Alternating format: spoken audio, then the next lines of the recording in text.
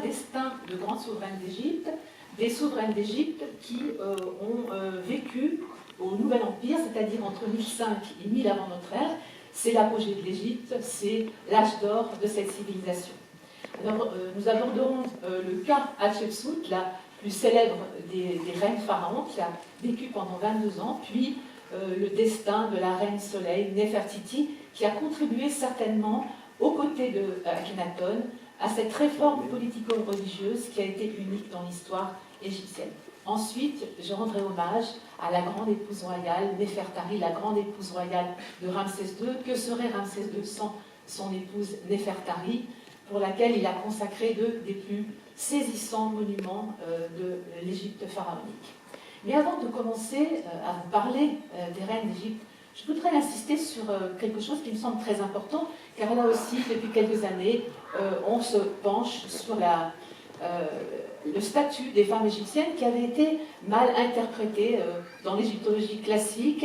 Aujourd'hui, on a un filtre différent, et je voudrais préciser que dans cette civilisation évoluée, les femmes, dans toutes les classes de la société, elles ont bénéficié d'un statut tout à fait privilégié par rapport au reste des femmes du monde antique, par rapport aux Grecs, par rapport aux Romaines.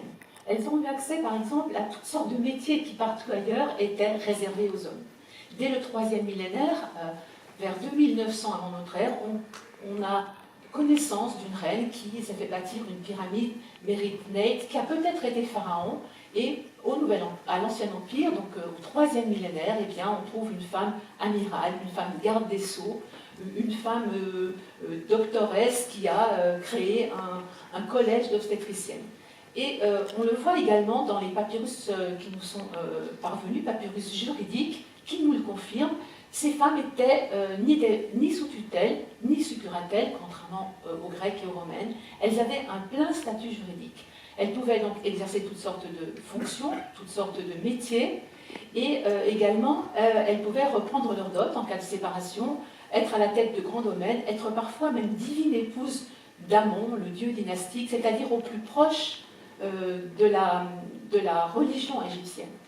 Et c'est ainsi que cette civilisation a donné accès à 5 ou 6 reprises de son histoire aux femmes, à la plus haute marche du podium, du pouvoir, en étant reine pharaon. Alors la plus célèbre d'entre elles, on va commencer par celle-ci, c'est Hatshepsut, dont vous avez tous entendu parler, et dont le prénom signifie la première des nobles dames. Elle porte très bien son nom, parce qu'on va voir à quel point c'est un destin exceptionnel qui va se terminer par une damnation mémorielle, comme souvent. Encore une fois, n'embrunissons pas ce statut des femmes en Égypte. Elles n'ont jamais été complètement les égales des hommes, et ces reines pharaons n'ont pu régner qu'en période d'incertitude dynastique. En quelque sorte, elles se sont glissées dans les interstices du pouvoir.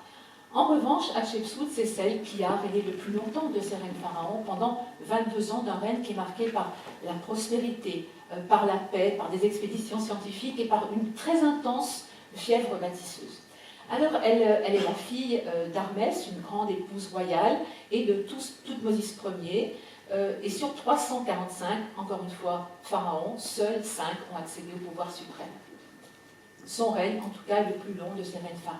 Alors, le texte de Genèse qui nous est parvenu, ce texte de Genèse de la reine nous raconte qu'elle aurait eu une relation privilégiée avec son géniteur Thoutmôsis Ier. Plutôt que ses 2 frères, Thoutmôsis Ier a emmené Hatshepsut, quand elle était encore un enfant, faire une sorte de grand tour initiatique pour apprendre le métier de roi. C'était une manière de la former, et un oracle d'Amon aurait même désigné cette jeune fille comme l'héritière de Thoutmôsis Ier. On voit que dès l'enfance, elle occupe une place inhabituelle dans cette théocratie pharaonique.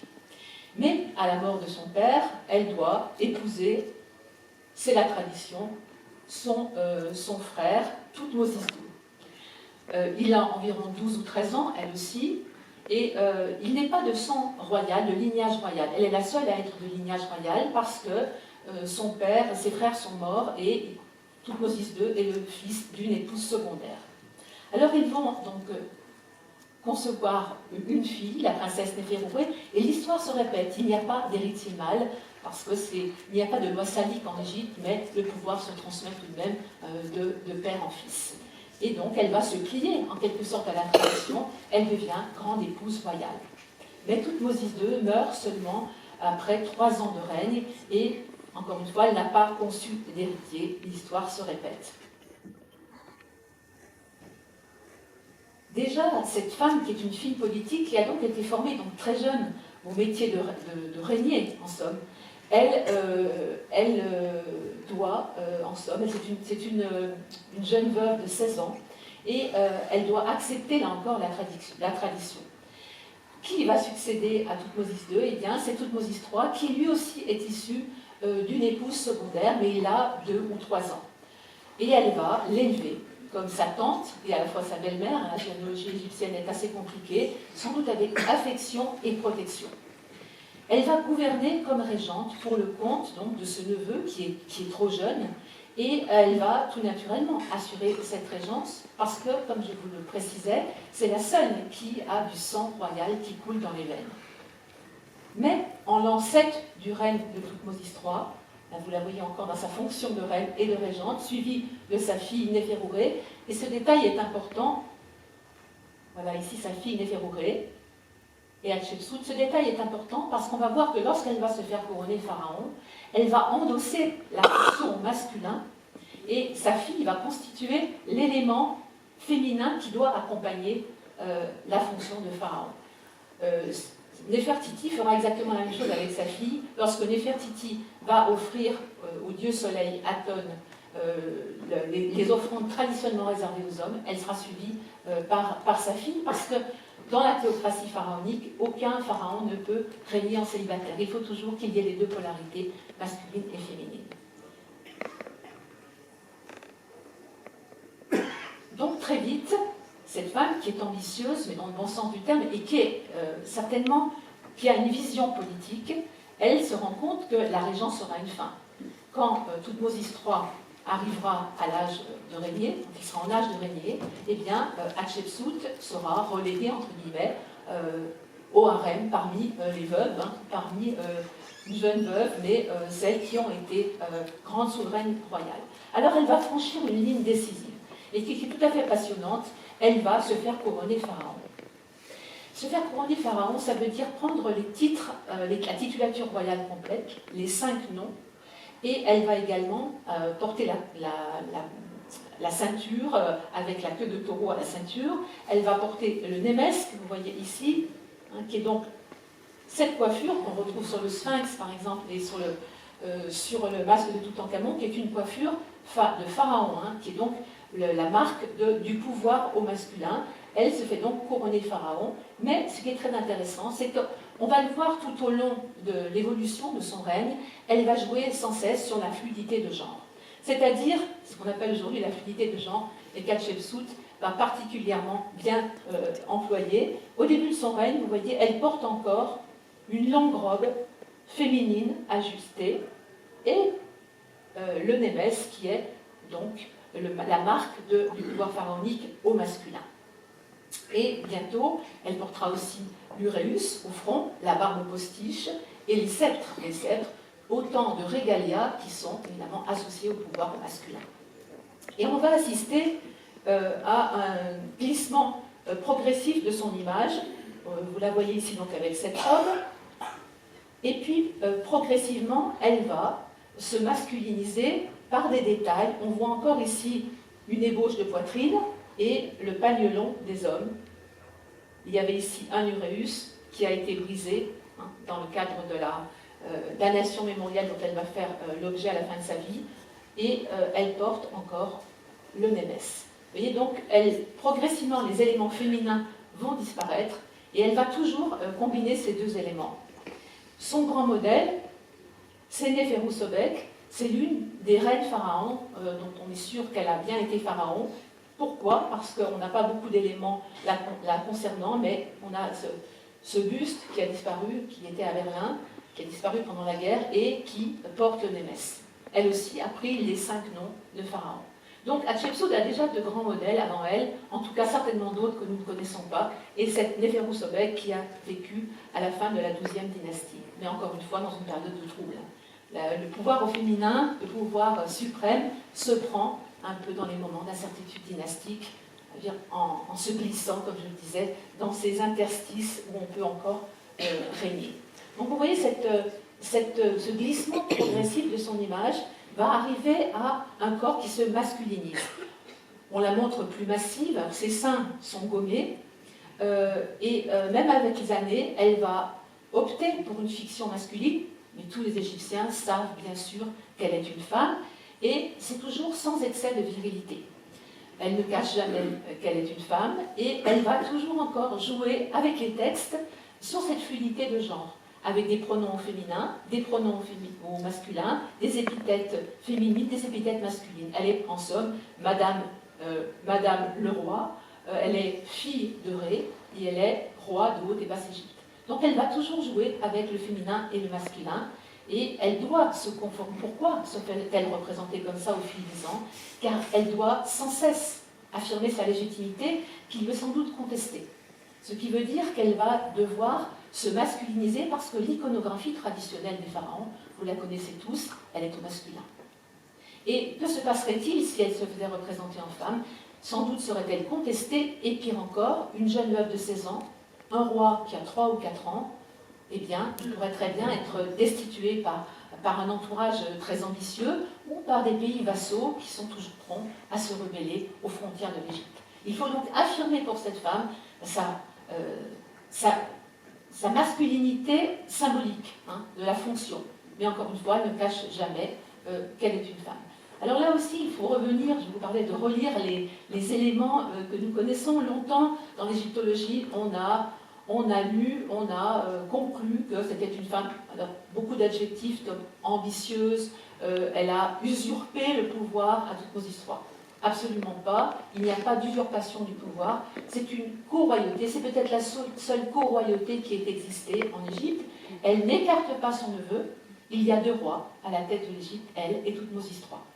Simplement, vous avez compris qu'un enfant de 3 ans et une femme, une fille politique, une femme ambitieuse qui a entre 16 et 20 ans, c'est elle, dans les faits, qui gouverne l'Égypte. Et dans certains documents, comme celui-là, vous voyez donc qu'on a les cartouches de toutes nos histoires, le cartouche d'Hatchepsout. Il s'agit bien d'une co-royauté. Mais alors pourquoi se fait-elle représenter là vraiment en homme à l'image de son neveu? Ils ont tous les deux des couronnes royales, parce que s'il avait été représenté en femme, elle aurait dû suivre son neveu, ce qui était impensable dans le cadre de cette idéologie et de cette propagande qu'elle instaure en Égypte. Mais Hatshepsut est aussi l'une des plus grandes bâtisseuses, et il faut vraiment insister sur ce fait, de l'Égypte pharaonique. C'est elle qui a construit le plus grand nombre de monuments, qui a restauré le plus grand nombre de monuments après Ramsès II. Elle a régné 22 ans, Ramsès II 70 ans. C'est donc la plus grande bâtisseuse après Ramsès II. Et un oracle, dans l'enfance, l'avait désignée comme héritière de son père. Plus tard, encore une fois, il s'agit de propagande royale, d'une sorte de légende dorée de la reine Hatshepsut. Le dieu Amon, lors d'une procession qui sortirait de Karnak, l'aurait désignée, la statue se serait arrêtée devant elle et l'aurait désignée comme l'héritière légitime du trône d'Égypte. Alors, elle rappelle toujours à Hatshepsut que Amon est son père. Et elle va lui consacrer un ensemble de monuments absolument exceptionnels, notamment à Karnak, au cœur du temple. Elle va faire complètement réorganiser le temple de Karnak dans son centre, dans son cœur. Et en l'an 16 de son règne, pour son jubilé royal, elle va refondre la Wajid, c'est-à-dire la salle de purification royale et de couronnement. Et elle va entièrement revoir cet agencement à Karnak pour son père Amon. Et surtout, elle va faire élever des obélisques qui sont tout à fait exceptionnels par leur beauté, par leur monumentalité. Ils s'élèvent à près de 30 mètres de haut et ils étaient à l'époque recouverts d'électrum. Comme ça, on pouvait les voir à des kilomètres à la ronde. L'électrum était un alliage d'or et d'argent. Et le texte nous dit ils étaient plaqués d'électrum en très grande quantité, illuminant le double pays. Mais elle ne va pas seulement se contenter de réorganiser le centre du sanctuaire au centre de Karnak, dans la zone du sanctuaire. Elle va faire ériger une chapelle, on appelle la chapelle rouge, qui, vous le voyez là encore, a été reconstituée parce qu'elle a été détruite et démontée lors de sa proscription, à la fin, 22 ans après sa mort. Et pour l'instant, c'est un des plus beaux édifices de Karnak. C'est le nom de cette chapelle qu'elle place sur une éminence. Elle va en faire le cœur du dispositif de l'offrande royale. Et les scènes qui décorent ces parois de la chapelle rouge expliquent son rôle. Ils expriment par leur extraordinaire finesse tout le caractère précieux et unique du monument. Encore une fois, c'est un hymne à Amon, et c'est aussi une manière, une fois encore, d'affirmer sa légitimité. Elle est couronnée par toutes les divinités. Encore une fois, elle doit réaffirmer sans cesse cette légitimité sous le chef de ce grand dieu dynastique qui est Amon. Du point de vue de l'art, c'est un monument absolument magnifique qui est ciselé avec précision dans le quartzite et qui témoigne de la grâce et de l'élégance de l'art pariétal qui va connaître son efflorescence à l'époque d'Hatchepsout jusqu'à Amenhotep III. Là, on est vraiment à l'apogée de l'art égyptien et sans cesse, elle affirme qu'elle est bien l'héritière du trône et l'héritière des dieux. Mais son chef-d'œuvre, bien sûr, qui est l'un des monuments les plus visités de l'Égypte, c'est le Djeser Djezerou, c'est le saint des saints, le sacré des sacrés. C'est un monument unique dans l'histoire de l'architecture égyptienne et de l'architecture en général. Il demeure l'un des sites les plus fascinants de la vallée du Nil. Elle va, durant 15 ans, faire appel aux plus grands maîtres, aux plus grands architectes, aux plus grands artistes, pour édifier ce qu'on appelle un château de millions d'années. C'est-à-dire, c'est un lieu à son culte funéraire pour que, lorsqu'elle serait décédée, il y ait des offrandes permanentes, perpétuelles, pour qu'elle subsiste dans la vie éternelle. Et c'est un monument unique qui s'étage sur trois terrasses, et surtout, il est adossé à un cirque rocheux. C'est un magnifique exemple, une parfaite intégration dans l'environnement naturel. C'est bien le sublime des sublimes, le sacré des sacrés, et là encore, elle va innover. C'est une reine qui innove. Ici, tout est innovation. Les dimensions sont également exceptionnelles, 275 mètres de long sur 105 de large, et il va également accueillir les grandes processions religieuses qui vont passer de la rive est, avec les barques d'Amon, jusqu'à Der El Bahri sur la rive ouest, qui est la rive qui est consacrée aux défunts. Pour y accéder, il y a une voie sacrée, où la barque d'Amon est portée de Karnak sur la rive est jusqu'à Der El Bahri sur la rive ouest, portée en procession. Cette longue allée est entourée, encadrée de sphinx à l'effigie de la reine. C'est là encore un élément original qui souligne l'importance du complexe funéraire et qui, à la fois, est un dispositif de protection pour le temple. Ici, cette restitution. Et ce qui est éloquent dans cette restitution, c'est qu'aujourd'hui, quand on visite Der El Bahri, on est dans une atmosphère, dans un environnement minéral, désertique. À l'époque, il y avait des bassins, il y avait des animaux en liberté, des animaux exotiques et beaucoup d'arbres qui étaient plantés. L'environnement était donc un hymne à la nature, extrêmement, si ce n'est luxuriant, extrêmement fécond.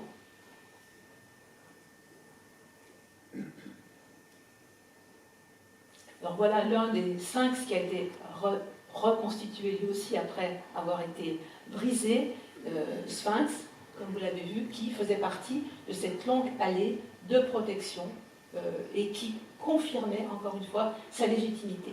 Et sur la base de ces sphinx, qui sont aujourd'hui au Metropolitan Museum de New York, on voit encore une fois qu'elle se qualifie au masculin et au féminin, sans cesse. Et jusqu'à la fin, elle va jouer sur ces deux genres.